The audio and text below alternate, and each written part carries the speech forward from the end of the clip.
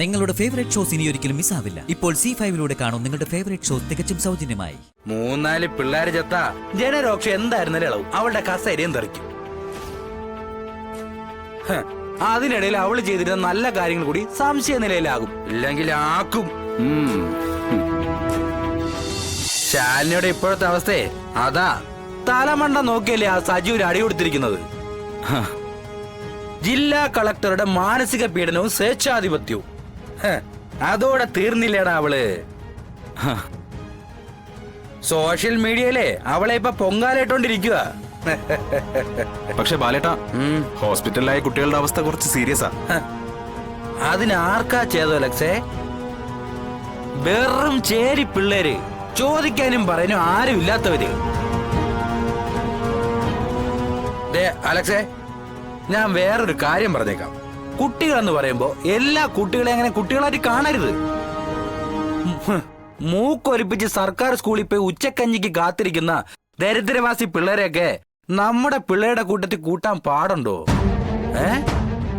വഴി വെച്ച് കാണുന്ന പട്ടിക്കും പൂച്ചയ്ക്കുള്ള വില കൊടുത്താ മതി. വണ്ടിയിടിച്ച് ചത്താലും ആരും ചോദിക്കാനുമില്ല, കണ്ണീരൊഴുക്കാനുമില്ല.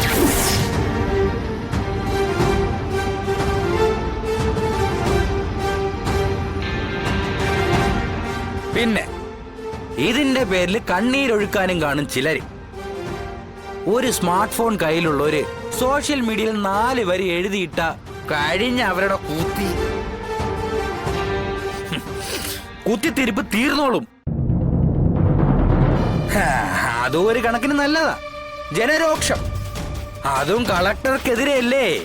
ഒരു നടപടി എടുക്കാതിരിക്കാൻ പറ്റാതാകും സർക്കാരിന്. അവളോട് ഇനി അനുതാപമുള്ള ഏതെങ്കിലും മേലാളന്മാരുണ്ടെങ്കിൽ ചെറു വിരൽ അനക്കാൻ പറ്റില്ല. മുഖം രക്ഷിക്കാൻ വേണ്ടി എന്തെങ്കിലുമൊക്കെ ചെയ്യണ്ടേ?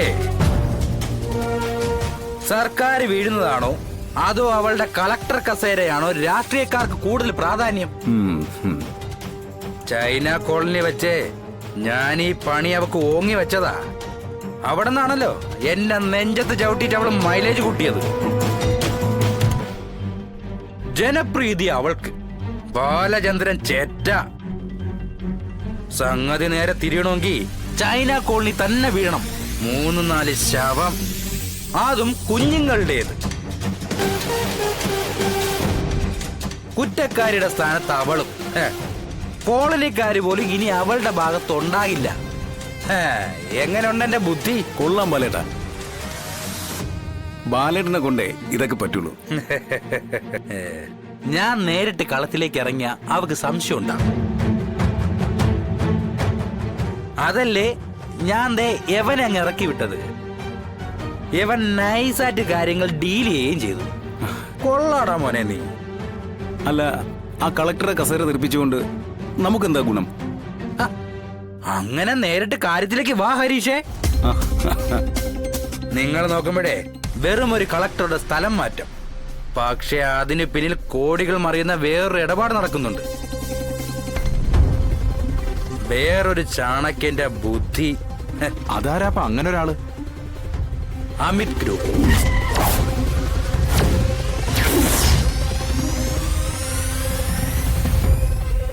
അതിന്റെ ഞാൻ പോലും കണ്ടിട്ടില്ലാത്ത MD അമിത് പട്ടാഡിയ. അമിത് പട്ടാഡിയോ?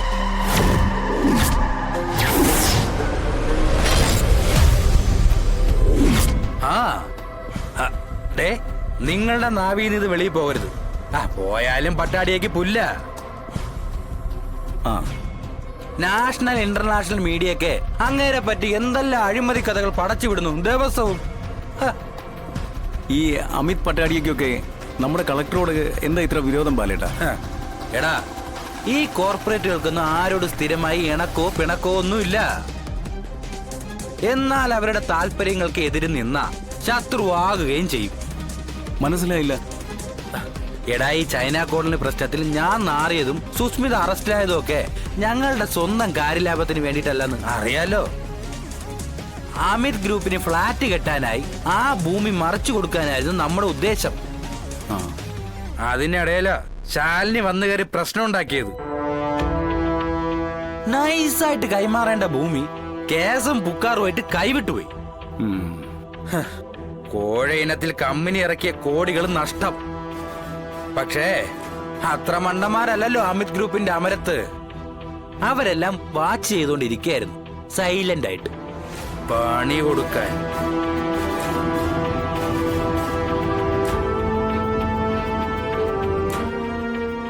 പക്ഷെ കളക്ടറുടെ കസേര തെറിപ്പിച്ചതുകൊണ്ട് അവർക്ക് നഷ്ടപ്പെട്ട കോടികൾ തിരിച്ചു കിട്ടുമോ? കിട്ടും. ഇപ്പൊ ഇറക്കിയത് മാത്രമല്ല, അതിന്റെ 100 ഇരട്ടിയായി തിരിച്ചു കിട്ടും.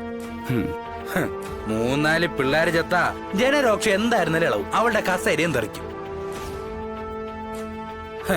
അതിനിടയിൽ അവള് ചെയ്തിരുന്ന നല്ല കാര്യങ്ങൾ കൂടി സംശയ നിലയിലാകും, ഇല്ലെങ്കിൽ ആക്കും.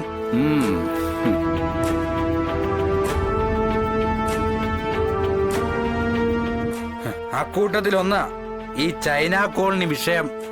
ഭൂമി തർക്കം സംബന്ധിച്ച് ഒരു പുനരന്വേഷണം ഉണ്ടായ നമുക്ക് താല്പര്യമുള്ള ഉദ്യോഗസ്ഥന്മാരായിരിക്കും റിപ്പോർട്ട് നൽകുന്നത്. അതനുസരിച്ച് നഗരസഭയുടെ കയ്യിൽ തന്നെ ഭൂമി വന്ന അത് അമിത് ഗ്രൂപ്പിന് തന്നെ നൽകാം. 100 കണക്കിന് കോടിയുടെ ബിസിനസ്സാ. അപ്പോ ചൈന കോളനിക്കാര് പിന്നെയും പെരുവഴിയിലായി. ഒതുങ്ങണം. എന്തിനും ഏതിനും ശാലിനി സഹായിക്കാനുണ്ടെന്ന് കരുതി കുറെ ഞെളിഞ്ഞതല്ലേ ശവങ്ങള്. അവളുമാരുടെ കുഞ്ഞുകുട്ടി പരാധീനങ്ങൾ അടക്കം നടുറോട്ടി പിച്ചെടുക്കുന്നതേ എനിക്ക് കാണണം. അപ്പോ വലട കാര്യമായിട്ട് എന്തെങ്കിലും തടയാനുള്ള സാധ്യത ഉണ്ടല്ലോ. എനിക്ക് മാത്രോ? നമുക്കെല്ലാവർക്കും. ഒരു ഓണം ബമ്പർ അടിച്ചെന്ന് കൂട്ടിക്കോ. അതല്ലേ പറഞ്ഞത്, ഏവൻ ഇനി രാജാവാണെന്ന്. രാജാവ്. ഓ, ബാലേട്ടനൊന്നും തടയാത്ത പോലെ. ഇല്ലാന്ന് ഞാൻ പറഞ്ഞില്ലല്ലോ. നീ രാജാവാണെങ്കിൽ ഞാൻ ചക്രവർത്തി. ഈ കോടികളും കൂടി എന്റെ കയ്യിലേക്ക് വന്ന് കയറിയ ബാലൻ തന്നെ പിന്നെ പിടിച്ചാ കിട്ടില്ല. ബാലേട്ടാ, ഇത്രയും വലിയ സൗഭാഗ്യങ്ങളൊക്കെ ചേട്ടന് കിട്ടുന്ന സ്ഥിതിക്ക് ചെലവിതൊന്നും പോരാതെ വരും. അലക്സ് ഉദ്ദേശം എന്താണെന്ന് എനിക്ക് മനസ്സിലായി.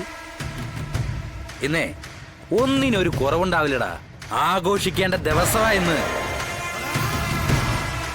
നിങ്ങൾ ആഗ്രഹിച്ചതെല്ലാം ഇന്നിവിടെ എത്തും. ദേ ആ ഗേറ്റില്.